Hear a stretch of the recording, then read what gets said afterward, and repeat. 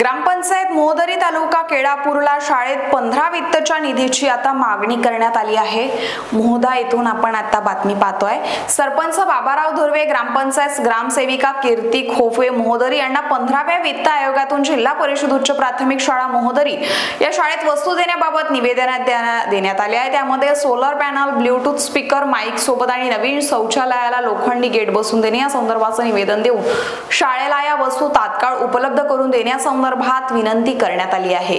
आणि यावेळी ग्रामपंचायत सरपंच बाबाराव धुर्वे, ग्रामपंचायत अधिकारी कीर्ती खोपे, रोहणे मॅडम, प्रभारी मुख्याध्यापक कैलास मडावी, सचिन गायकवाड, धुमाळे सर, वागदरे सर, सामाजिक कार्यकर्ते राम एलोरे, मडावी साहेब तथा ग्रामस्थ उपस्थित होते।